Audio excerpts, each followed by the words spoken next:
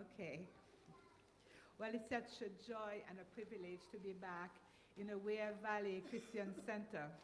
You know, for some of you who don't know me, 45 years ago, my husband and I, after our farewell service, we left here and we went to go as missionaries to Jamaica. And, I always remember how special it was. I remember always I always mention it, but the prophecy that Pastor Evans had given to us that are being foundation maker. And I just want to say thank you also for, through those years, always welcoming us and welcoming me and, just being there for us. So this morning it's a privilege to be here and to see a lot of faces that I remembered, that people that I knew. And, it was, Bishop Auckland had such an impact on us. Um, as my husband used to be with Tom Wilson, many of you may not know him. But for me, Bishop was so important. And I was so glad as I went around with Rachel and James, and we were able to see how even the town itself has developed around the marketplace, and I just pray that it's not just the rejuvenation of the town, but that is going to be a move of God in power in Bishop, because it's good when things are happening in the town, but we want life to be changed and so forth. So today I'm going to share a little bit, and I just want to thank also your pastor for inviting me. I don't take it for granted, and I appreciate it. So I just want to share a few things about Jamaica. So you notice I put a picture of the sea, but unfortunately, the time when I go to the beach is when my children come at Christmas time. When you think of Jamaica, you think about Montego Bay or Chorias, and that's the north coast. I live in the southwest, which is quite different. It's more rural. It is very different. Next one, please. So here you're going to see my team. It's not very clear, but I have my head musician, who is also my right-hand man. He's also grandnephew of my husband, Veron, who, for those of you who don't know, who passed away about 12 years ago. And he is so good. He is always by my side. And if he drives with me and he hears something in my car that is not quite right, he says, Aunt Claire, something is not right. Actually, he just sent me a text and said, your brakes are not so good.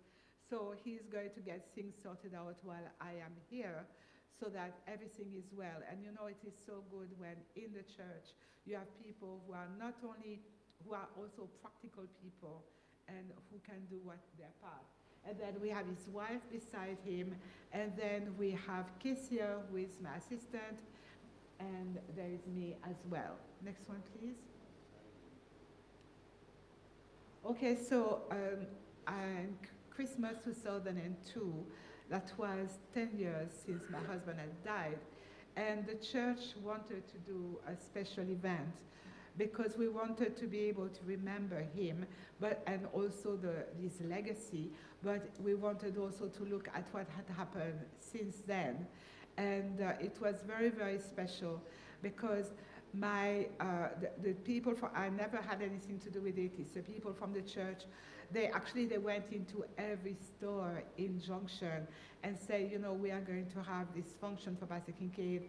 We are raising funds, help us. And there was quite a good support. And my children were there, as you can see, Paul, Christelle, and David, and I thank God for my children who are such a strength to me. We just met in Spain a week ago, and it was such a blessing because, God is faithful. When my son was 4 years old, he said, I want to be a pilot. We were missionaries in Jamaica. How were we going to be able to pay for such a thing? So, and then also we got the advice, he needs to do another degree in case something happened with his health and whatever. Anyway, to cut a long story short, I think now it's about, when he was 42, he said, I want to be a pilot. He was an engineer, and in defense. And I said, okay, whatever you want to do. And so it was outgoing because he was working and doing his commercial theory exams at the same time, and he got it done. But then afterwards, what do you do? How do you pay for all those flight classes? It was impossible. He applied at different cadets program, one at BA, one at Aer Lingus. It never worked out. And then Aer Lingus did one again, and he applied. 7,000 people applied. 18 got through, and he was one of those. God is faithful. He did what he had to do. But, you know, it's a blessing of God. And, you know, when you serve God, we are no loser. You know, God is no man debtor. And, you know, that desire, that's what is going to be most likely in April. So I'm just saying that to encourage anyone, even who, you know, has a desire, don't give up and just trust God. You know, sometimes it is delayed, but it will come to pass. So we had a number of graduates from the college, and my friend Margaret, who is the director of the Bible College, was there, and it was a blessing, and it helped us that year to help with our back to school program. Next one, please. Okay, so last year I went to see my daughter in Washington, D.C., and 2 days before I was due to return, that's when Hurricane Beryl struck. And to tell you the truth, I was not a happy camper. I was thinking, do I have to go back? Well, of course I had to go back. But it was not so much the hurricane that concerned me, it's the aftermath when you are without electricity, communication, and you have to try to help people as much as possible. And so I got all the solar power bank I could get, you know, so that I could charge phones and so forth. And anyway, when I arrived, I suppose the pictures are not very clear here, but the thing is, in Jamaica, we build houses with blocks, concrete blocks, and we put steel in it. Even if somebody's starting, they would rather build one room and build it with strong foundation and strong walls. But the thing is, the roof goes off, and everything inside the house is destroyed. So actually in our area, which was the worst hit, about 7 churches were really badly damaged. And so you see what happened to some of the houses, and on the left it was our extension. But that's nothing. You know, we were able to repair the roof because that's where we do our feeding program. And the other place, it's a container that we had on our lawn from Food for the Poor, and it was on a base, a concrete base with blocks. It was really solid, and the wind was so strong it just pushed it off the foundation. And you know, it was quite a challenging time at that time. Next one, please. So what do? You know, people have lost their roof. Some people have lost their houses when it's made of wood. And what are we going to do? And really, I'm thankful for everybody that helped and supported, because I was able to help. And what I did is to give vouchers to people for them to go to one of the hardware places, and they could get some building material. It was not much, you know. I suppose I would give them like the equivalent of 50 pounds or something like that. But the thing is, at least they were able to get a couple of sheets of zinc or more, and it was also such an encouragement. So the man that you see in the middle, I always buy oranges and limes from him, and his house was totally devastated, so I really had to help him, and it was such a joy to do it. The lady on the right, I heard that her house had been actually swept from the foundation. And that's the foundation of her house, and the house is gone.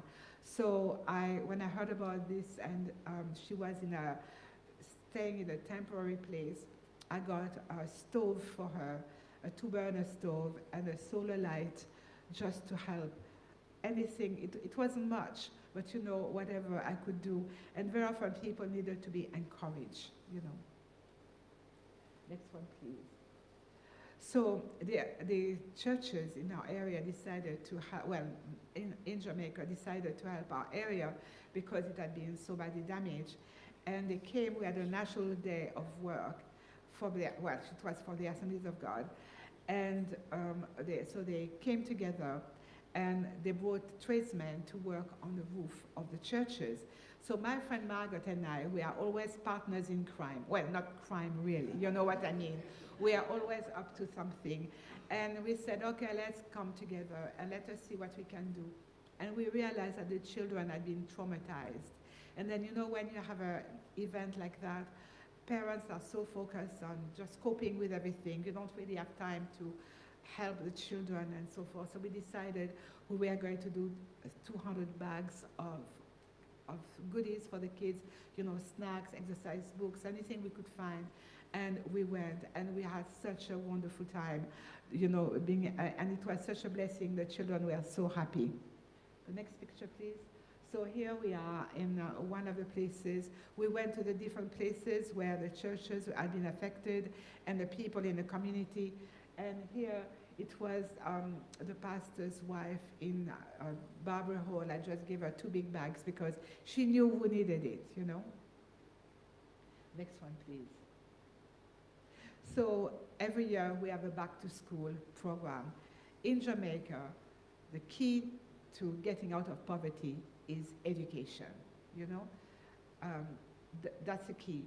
And it's always blessed my heart when I see so many of our young people, you know, who come from really very poor background, and you see them just getting on, striving. Sometimes it takes a while, you know, now they are able to go online, but they move on. So we want to do everything we can. So what we do is they are able to get their school uniform or maybe a couple of books. We do vouchers again. We don't give money. They can go to a couple of stores and get what they need.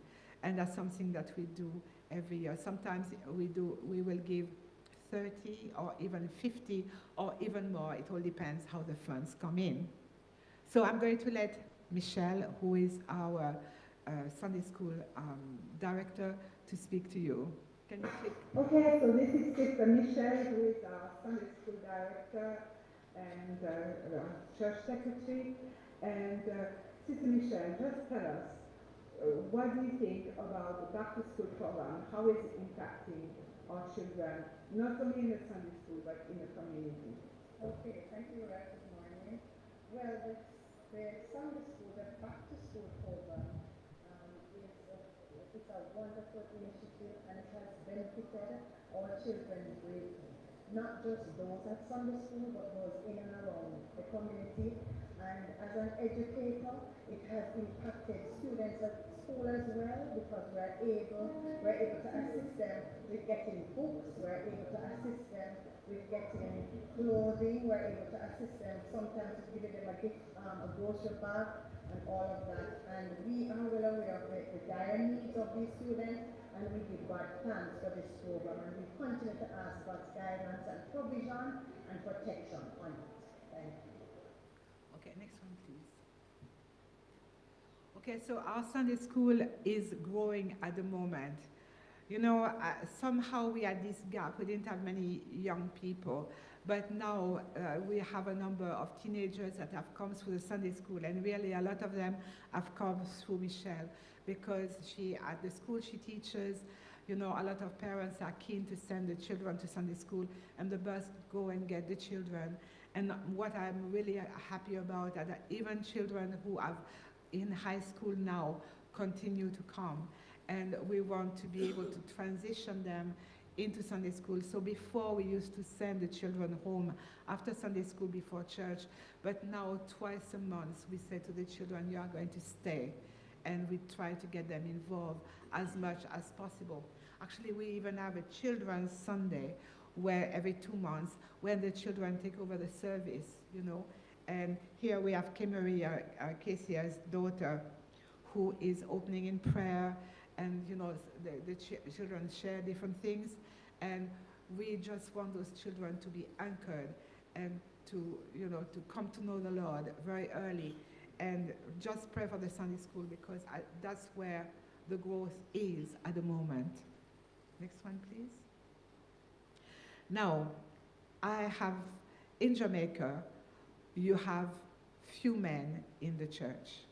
And I always picture heaven with a big avenue of women going right straight into heaven, and then this trickle or this little of Jamaican men. And I'm totally, I was going to say I'm going to war. Yes, I'm going to war because, it's a spiritual warfare that we have to do, and we pray about it, at our prayer and fasting, and whatever we can do, we believe God. And I said, Lord, just send them, just send the old, send the young, send those that are healthy, send those that are not so healthy, and the Lord is doing absolutely that.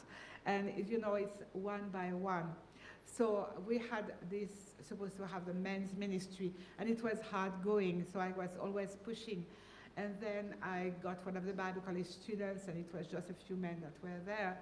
And then I said, okay, I've had it, it's in your hands now. And, but what has been happening is that the Lord has been intervening, because one day, one man called the husband of one of our members, and he said, where do you go to church? So he told him, I'm coming. And from that time on, he has been, he got saved, he's baptized, and is somebody who is telling the Lord, everybody about the Lord. Everywhere he goes, he tells people about the Lord, and they listen because they know the kind of life that he lived before. They know what he was involved in. I don't even know all the details, but the community knows. And when he speaks and he shares testimony and he encourages them, they hear. But he's very frustrated because they don't respond. I said, never mind, you are sowing the seed. You are sharing. Okay, we have another man who has a degenerative disease, and he cannot come to church all the time. And he is at home, but he has a lot of contacts because he used to be minibus driver. He had his company, so he knows a lot of men. So he calls them, he speaks to them, he invites them. So one of them got saved and baptized. Another one is coming to church. And we are believing that one by one it's going to happen, and just pray with me, because I really want to see, a move of the Spirit among the men. Because somehow, when young men, they said they come in Sunday school. Once they go into high school, no, suddenly the influence of their peers, their siblings, at school, and we lose them. And we need to come against that. And even older men who are, on their deathbed, many of them are not even turning to the Lord. We want to see a change, because that's when a man gets saved in Jamaica, it means that if he was not taking care of his family, he's going to change.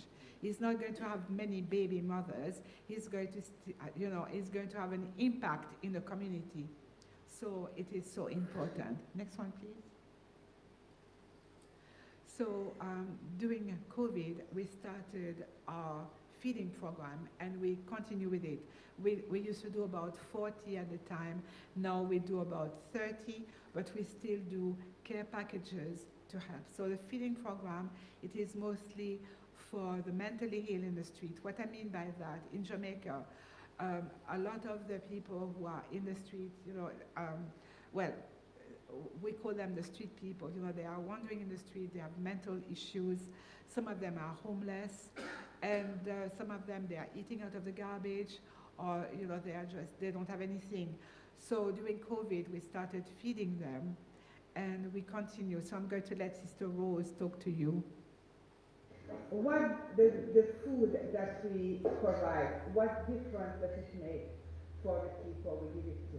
Well, we made a lot for the homeless, the mental on the street, because they need food. They need someone to assist them with food or anything they can assist them with, because they are badly in need. They are well in need. So do you just give them food on a Friday, or do you do anything? Every week I give them bun and cheese and drink. Okay. It's a blessing and a joy to do it. Because sometimes you find them in the, trying to pick food in the garbage. Okay, thank you so much. Okay, that's Sister Rose.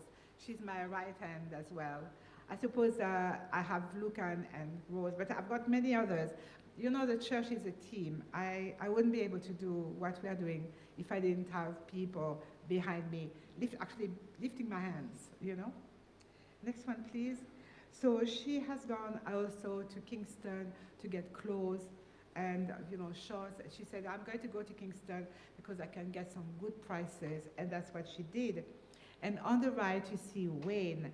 Wayne lives in our community, and we have been feeding him for a long time.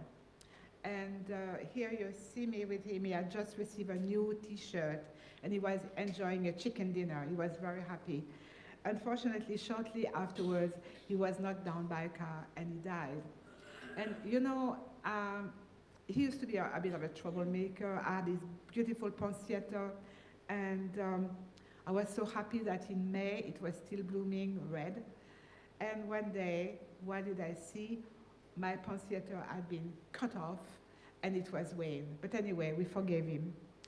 But you know what amazed me is that the grief, even now, when I come back from Junction with food, and I always remember him, and because I think through Wayne I've learned a lot. I've learned to appreciate people, who are in the same condition that he is, and to do whatever I can to help. Sometimes the Lord touches our heart, and that's what the Lord has done. Next one, please. We had also a seminar for teen mothers. Actually, the mothers and the pregnant girls, the teenagers from the local women's center came, and we had a psychologist who had come from the States, and she had bought 2 suitcases full of baby clothes. I've never seen such lovely baby clothes. I wish I had those when my children were small, really. But she was there, and we were able to share. So I did the devotion. Michelle talked about education. Casey talked about health. And Christelle, who was there, that's my daughter, spoke about hope. And all those girls got was love. In Jamaica, some people are quite open to tell people what they think. But in this case, it was not a question of pulling down or castigating the girls, but just loving them. And it was a wonderful experience. Next one, please.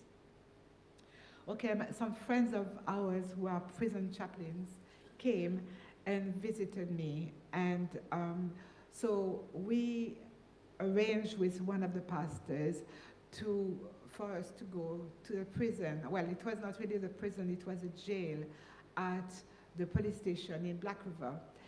And it was an experience I will never forget, because the prison would be different, but the jail, it was overcrowded, it was dark, it was smelly and whatever, but we were able to share the gospel. And then we asked, what song would you like to sing? And they said, Jesus loves me, this I know. And they sang it over and over. And I felt so concerned about them. At one stage I said, well, remember, some of them are rapists, murderers, some of them, they are thieves. But the thing is, when I saw them in this condition, I saw them as men who needed to be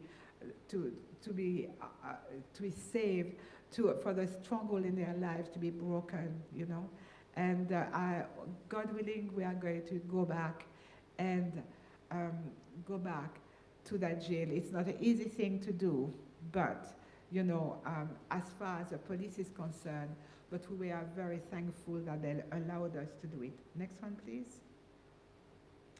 Now, at the college, I'm still teaching, but now we teach online, because since COVID, students are not really coming back to the resident college. We have about 4, but we are trusting God that we are going to have more students.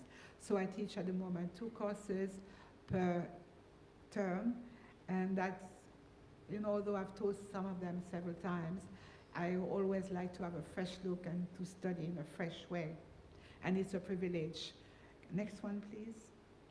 So one of the concerns is that we are preparing ministers, but how do we know that they are getting the practical training? So one of the things that I do, because I need men ministering at the church, I get my students, like here you have Craig, and the other one is Hubert, and Craig is a good teacher, so he's teaching, and he also good with the men, and Hubert is a good street preacher, and so forth. So I get them involved with us, and I'm really blessed by that. Next one, please.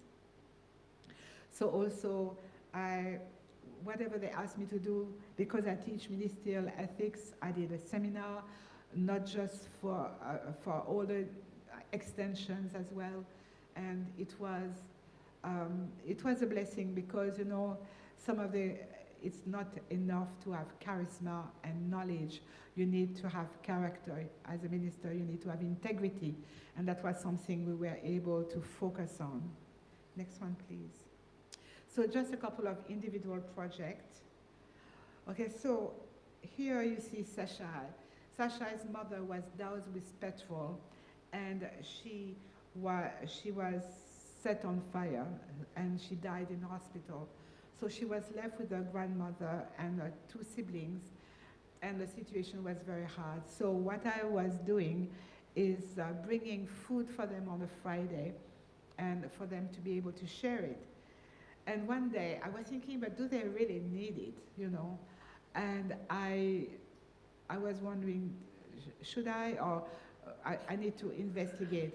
And that time, the grandmother came to me and she said, Pastor, it's not that I want it, she said, I need it. So that was the answer that the Lord gave me. We were in the right track. The family really needed it, and we continue. I gave her also a tablet, and the child has rheumatic fever, and she needs also medication, so I help with that as well. Next one, please. Now, Bernadette and family, we've been talking about them all along from the time they were very, very small. And my friends came and they bought food and different clothes, and then we bought a mattress because she has two sons who have disabilities, who have physical, mental disabilities, and so forth. And one of them has got this habit of clawing through the mattress, taking out the foam inside, and so forth. So we got the mattress, and she was able to get some leatherette. I don't know if what you call it, something like leather. And then so they have a kind of pocket, so now we can't do it. So one of the things that we do, a lot of things that we do is not even mentioned here, because whenever there is a need, we try to answer it. And God has been faithful. I don't think there's anyone that ever asked for help and we have turned away. And it is such a blessing. Next one, please. So here is Bernadette and her sons. She always keeps them very clean, but they are incontinent. She has to take care of them, and they stay on the bed most of the time because they can hardly stand up. She's holding them, but she constantly does projects. So I helped her. I was helping her to rebuild a chicken coop, but it is not finished. So I'm hoping that soon she will have chickens, and I will provide also the chicken feed for the first set, and afterwards she's on her own. So as I say, I keep helping her because she has heart problems, she's deeply depressed, and whatever I can do to help her, I do it. So this gives you an idea of some of the things we're involved in. Next one, please. So I'm going to ask you to pray for those different things that you see here. Pray that our local church will rise up to the challenge of reaching the community in Junction and its environs. Somehow, Junction has a bad reputation, say people are so worldly there. Junction is hard. People are always talking about this. But, Junction, God has placed us there for a purpose, and He's able to break the power of the enemy. for more men to come to know the Lord and take their place in the church, that more students will enroll in the residential courses because they need some on-and training, that the college will continue to equip ministers and church workers who are passionate about ministry, not somebody who is going to do it sometimes, well, some of our young ministers, they just want to go and preach somewhere on a Sunday, but people who have a really a call on the ministry and we are ready to serve. For the lecturers who are faithful in giving their time and teaching the students, for continued funding for the feeding program, the back to school, and the special outreach. Actually, the whole thing that we do, we call it the Varen Kinkead Benevolent Fund. And for the replacement of my car, as it is now on its last leg, or I should say its tire, but it's not the tires that are a problem, it's the engine.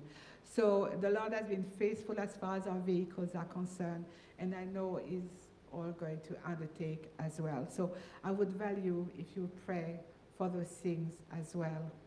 Okay? So how much time do I have now? Because I think I've taken a lot of time to 10 minutes? Or, okay, I'm going to try for 10 minutes. Okay, I'm just going to share very, very briefly about a text that spoke to me, and it is found in 1 Samuel 14. And the text itself, I will read it first of all in the NIV and then in a New King James. The text is, I suppose it is when Jonathan said, verse 8, "Come on then, we will cross over them and let them see. If they say to us, wait," sorry, I've got the wrong one here. I lost the page here. All right, let me just read from that part quickly. One day, Jonathan, son of Saul, said to his young armor-bearer, "Come, let's go over to the Philistine outpost on the other side." But he didn't tell his father. Saul was staying on the outskirts of Gibeah under a pomegranate tree in Migron. With him were 600 men. So I skip. On each side of the pass that Jonathan intended to cross to reach the Philistine outpost was a cliff. Then moves to verse 6. Jonathan said to his young armor-bearer, "Come, let's go over to the outpost of those uncircumcised men. Perhaps the Lord will act on our behalf. Nothing can hinder the Lord from saving, whether by many or by a few." "Do what you have in mind," the armor-bearer said. "Go ahead, I am with you, heart and soul." Now, I'm just going to share just half of the message. But what I just want to see, the situation that we see here, it was hopeless. The Philistines were all around. They were outnumbered, poorly armed. The Israelites were demoralized. That was the situation. That was very bad. And here we see Saul sitting under a tree with 600 of his soldiers. And, the rest had gone home. But what I love is the attitude of Jonathan, who was not intimidated and who was not paralyzed by the situation, by the enemy all around. And he moved boldly in the direction of the enemy. And what I want to say is that sometimes in Jamaica, we tend to be negative. As I say, people say about Junction and the lane where the church is, "Oh, people are so hard there. It's terrible. It's like a stronghold. People are not interested in the things of God," and so forth. Then we talk about the Jamaican family, some of the issues.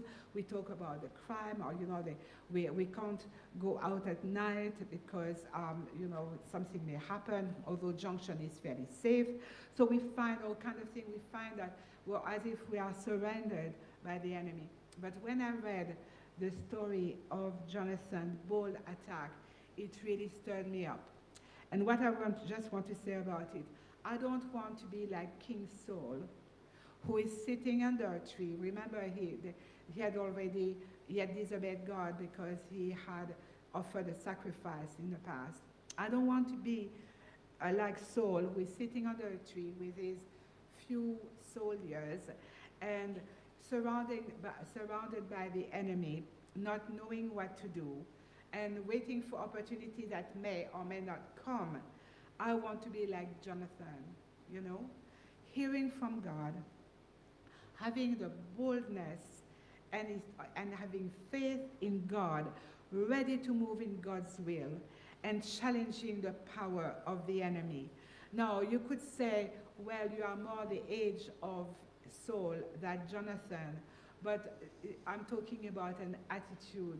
And I know that when I go back to Jamaica, because His word has spoken to me, it's not going to be a time to relax under a tree and, you know, or to just be wondering, let somebody else, or let's see what's going to happen, but just to be hearing the importance of hearing from God, and also being able not only to hear, but to move in the direction of the Lord.